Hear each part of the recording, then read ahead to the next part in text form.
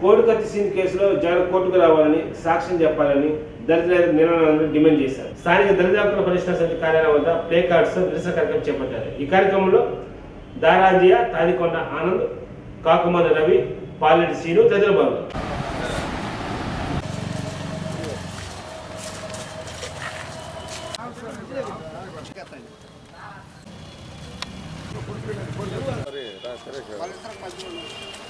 ఎందుకు చూస్తాను జగన్ చూస్తాడు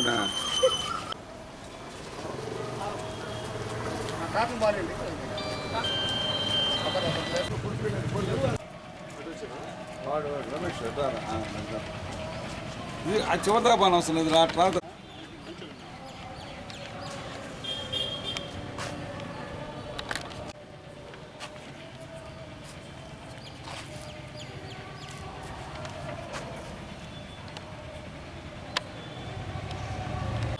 మా ఆఫీస్కి వెళ్ళరా. రావాలి జగన్, సాక్షి చెప్పాలి జగన్, రావాలి జగన్, సాక్షి చెప్పాలి జగన్, రావాలి జగన్, సాక్షి చెప్పాలి జగన్, కోర్టుకు రావాలి జగన్, సాక్షి చెప్పాలి జగన్, కోర్టుకు రావాలి జగన్, సాక్షి చెప్పాలి జగన్, కోర్టుకు రావాలి జగన్, సాక్షి చెప్పాలి జగన్, కోర్టుకు రావాలి జగన్, సాక్షి చెప్పాలి జగన్, కోర్టుకు రావాలి జగన్, సాక్షి చెప్పాలి జగన్, కోడి కత్తి కేసులో కోర్టుకు రావాలి జగన్, సాక్షి చెప్పాలి జగన్, కోడి కత్తి సీన్ కేసును ఉపసంహరించుకోవాలి జగన్ ప్రభుత్వం వెంటనే రావాలి జగన్, సాక్షి చెప్పాలి జగన్, కోడి కత్తి సీన్ కేసులో కోర్టుకు రావాలి జగన్, సాక్షి చెప్పాలి జగన్, కోడి కత్తి సీన్ కేసులో కోర్టుకు రావాలి జగన్, సాక్షి చెప్పాలి జగన్, కోడి కత్తి సీన్ కేసులు జగన్ ప్రభుత్వం వెంటనే ఉపసంహరించుకోవాలి, కోడి కత్తి సీన్ కేసును వెంటనే కోర్టుకు రావాలి జగన్, కోడి కత్తి సీన్ కేసులో కోర్టుకు రావాలి జగన్, కోడి కత్తి కేసులో కోర్టుకు రావాలి జగన్, కోడి కత్తి కేసును ఉపసంహరించుకోవాలి జగన్ ప్రభుత్వం వెంటనే జగన్.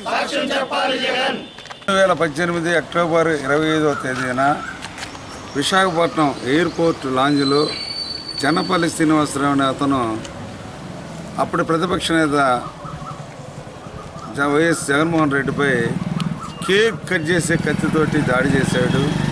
ఈ దాడి వెనక వైఎస్ఆర్ పార్టీ బొత్స సత్యనారాయణ బృందంలో ఉన్నారని మొత్తం కూడా నిర్ధారించారు.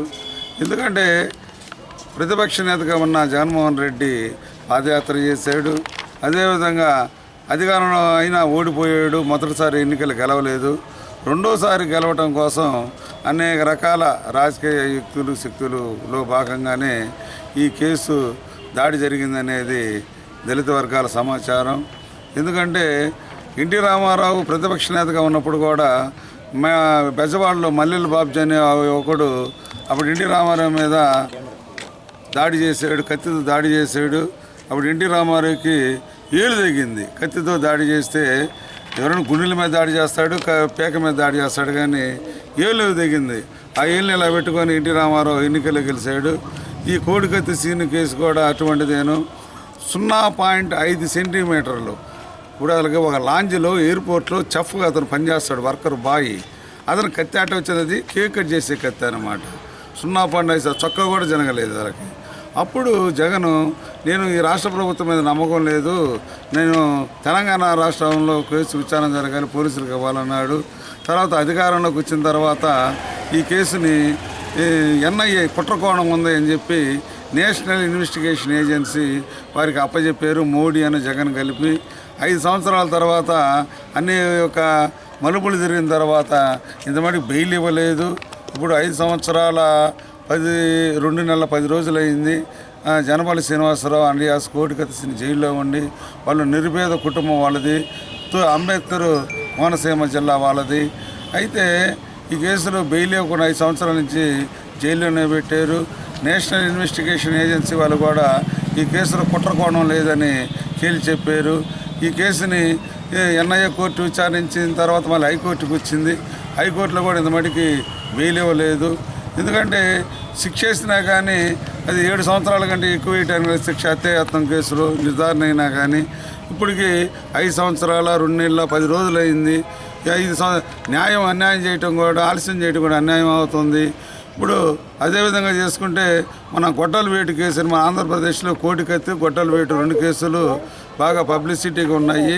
ఎందుకంటే గొడ్డల వేటు కేసులో బాబాయ్ జగన్మోహన్ రెడ్డి బాబాయ్ వివేకానంద రెడ్డిని వాళ్ళ చుట్టమే వైఎస్ అవినాష్ రెడ్డి కడప ఎంపీగా ఉన్న అతను వాళ్ళు గుండెపోటుతో చెప్పాడు, కానీ అది మటరం తేలింది.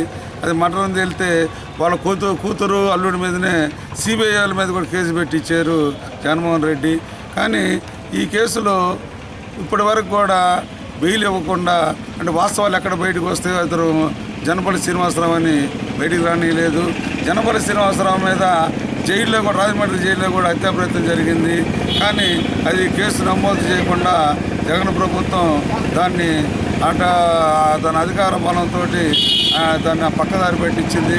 కాబట్టి బాబాయ్ గొడ్డల వేటు వైఎస్ వివేకానంద రెడ్డిని చంపిన కేసులో ముందు గుండెపోటును నమ్మించారు. తర్వాత వాళ్ళ కూతురు అల్లుడే చంపారన్నారు. తర్వాత సిబిఐ ఎంక్వైరీ ఎన్ని సంవత్సరాలు నడిచింది సిబిఐ ఎంక్వైరీ. సిబిఐ వాళ్ళ మీద కూడా జగన్ ప్రభుత్వం కేసు పెట్టించింది. కానీ ఈరోజు కూడా అవినాష్ రెడ్డిని అరెస్ట్ చేయలేదు. ఎవరు అరెస్ట్ చేశారు, మళ్ళీ అరెస్ట్ చేయని బెదిరిస్తున్నారు. కాబట్టి ఈయన దళితుల మేనమామ, ఎస్సీలు ఎస్టీ బీసీలు అని చెప్పే జగను ఇక్కడ దళితుడైన నిరుపేద దళితుడైన జనపల్లి శ్రీనివాసరావు కోడికత్తి కేసుని ఉపసంహరించుకోవాలి. ఎందుకంటే ఇటీవల ఓట్ల కోసం ఎంఆర్పిఎస్ ఆందోళనలు మరియు రాపూరు పోలీస్ స్టేషన్లో మానవులు దాడి చేస్తే 19 కేసులు ఓట్ల కోసం అక్రమంగా పెట్టిన కేసులను కూడా రద్దు చేశాడు. 20వ కేసుగా ఈ కోడికత్తి సీన్ కేసుని జగన్ ప్రభుత్వం ఉపసంహరించుకోవాలి. మొన్ననే డిసెంబర్ 25 క్రిస్మస్ రోజు పులివెంద చర్చిలో ప్రార్థన చేస్తా శత్రువులను కూడా క్షమించాలి క్రైస్తవులు అని చెప్పాడు.